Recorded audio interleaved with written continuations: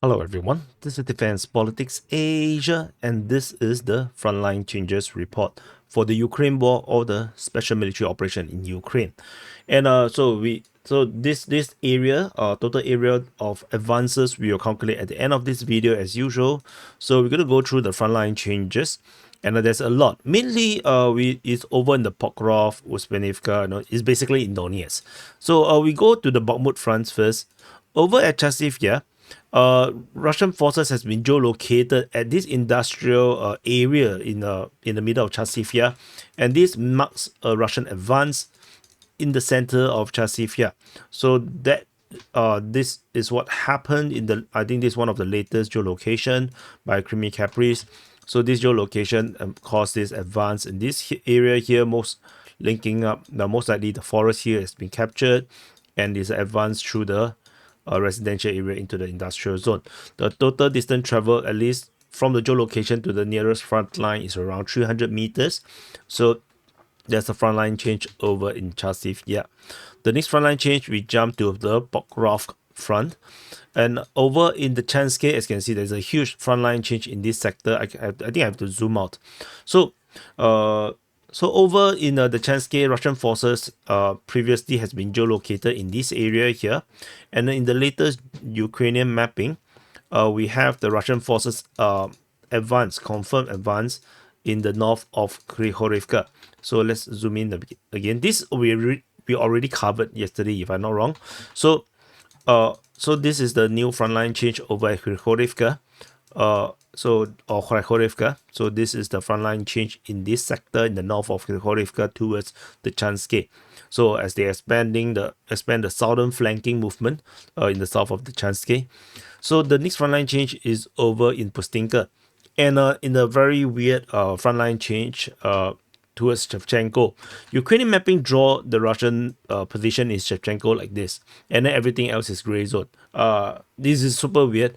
It don't make a lot of sense to me. Like you just gray zone anything you don't like. So this is how I draw it. So Novosilka has been captured by the Russian forces according to the Ukrainian mapping, and then they advance towards Shevchenko right now in this movement. So this is the Russian advance in this sector. The distance traveled towards the western direction is around 1.5 kilometers, and moving towards from the front line all the way to Shevchenko, the furthest point is around 3 kilometers. 2.4 kilometers. So but if you go by the distance that they have to walk or travel through, it's probably 3 kilometers. So this is the frontline change in this sector.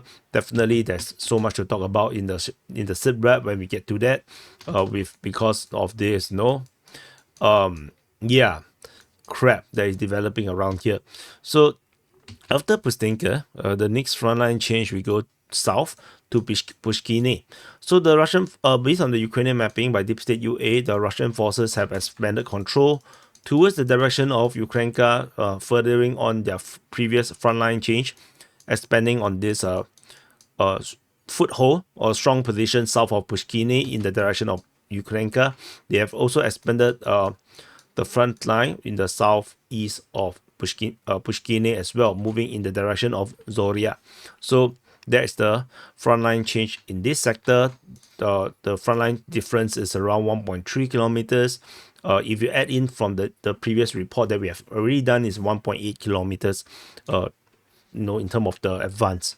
So after the 1.8 kilometer advance towards Ukrainka, the next frontline change is over in Staroterny. So according to the Ukrainian mapping, Russian forces is on the verge of full capture of Staroterny. In fact, if I'm not wrong, most likely Staroterny is now entirely under Russian control because of the way how they like to draw gray zones. They don't mark it as captured, but by the look of it, this is very, very captured right now. So this is the frontline change in Staroterny. So the bit is around 500 meters advance from the previous one is 1.7 kilometers advance to towards Staroterny and going through Staroterny.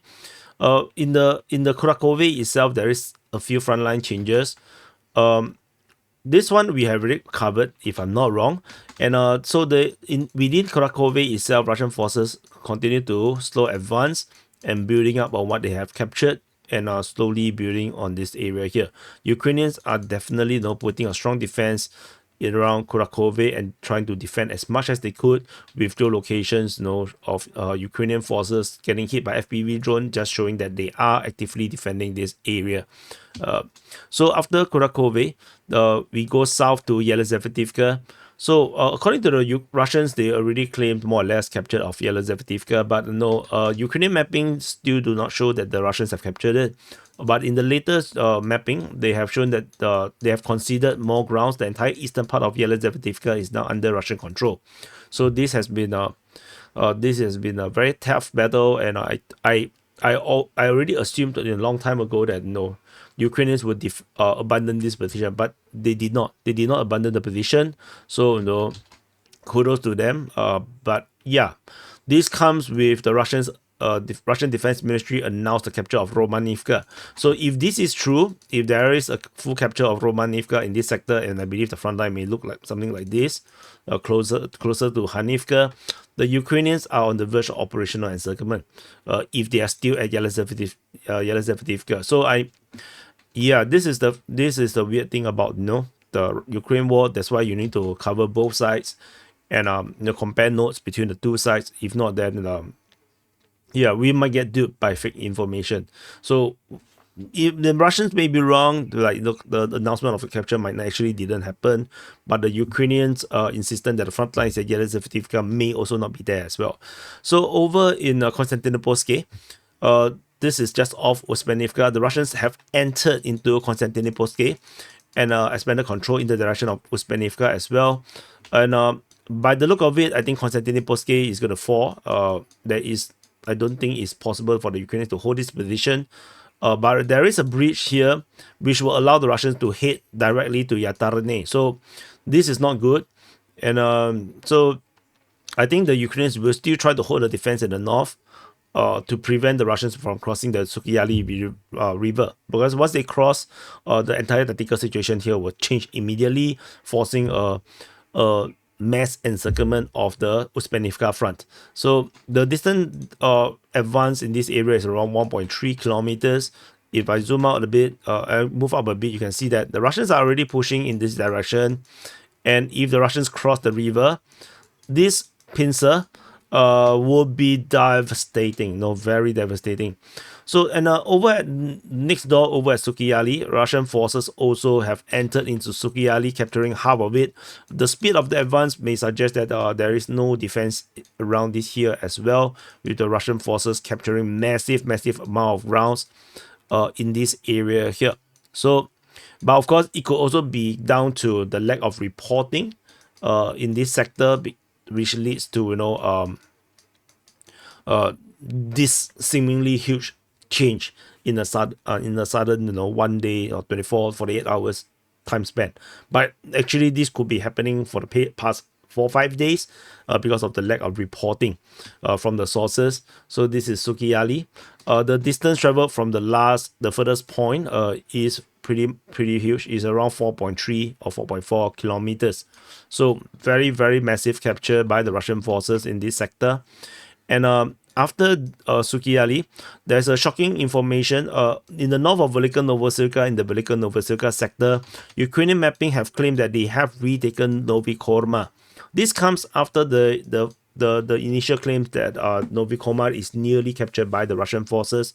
Suddenly, the Ukrainians have claimed that they have retaken it. I won't be surprised that this is true because there is a crossing towards Novo Ocherituvate. And the reinforcement could potentially come in and launch an attack to clear out this area, because this is so vital. This is the northern exit for the Velyka Novosilka city. So the Ukrainian counterattack in this sector here makes a lot of sense. So the Velyka Novosilka is very threatened right now with the Russians pushing in the south. So the exit northward is super important. So that they do not just depend on the crossing towards Vremivka, which the bridge itself is already destroyed. So moving up north could, it just makes sense. They want to hold a defense up north. So in the southern part of the Velyka Novosilka sector, Russian forces have captured Blahodatne.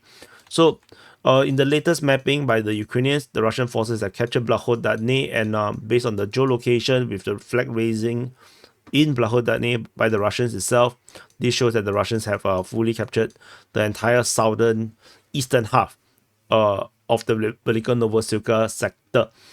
So basically, the eastern shores or the eastern bank of the Bokriali River now is along Blahodatne, south of Velyka Novosilka, is almost fully captured by the Russian forces.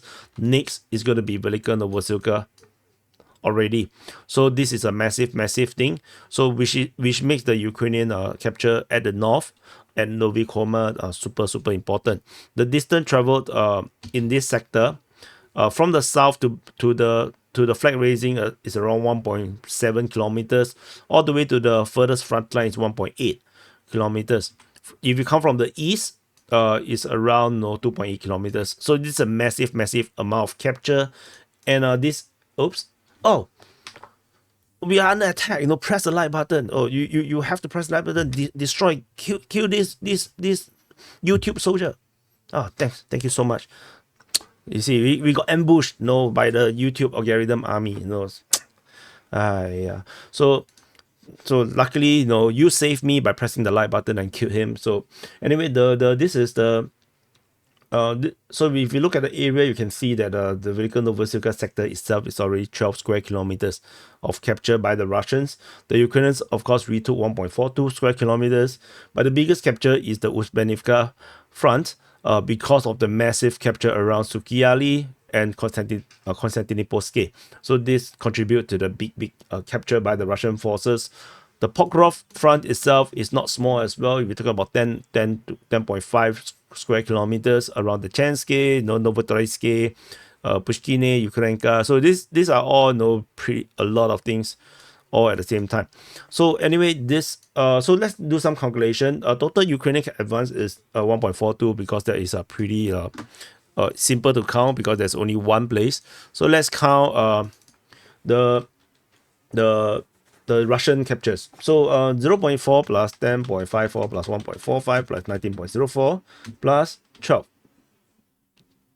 plus, I think no more plus, is 5 already. 1, 2, 3, 4, 5, correct. So 43.43 square kilometers captured by the Russians. So this is coming back to speed. To where the Russians previously was more or less capturing, which means that the Russians are not slowing down at all. And we are only talking about updates mostly by the Ukrainian side, purely on this sector between Pokrovsk all the way to the Velyka Novosilka. They totally ignore all the other front lines, or maybe there's no frontline changes over those places. So anyway, that's it. So thank you for watching. Press the like button, subscribe, and I will see you guys. Subscribe. And I'll see you guys in the next update.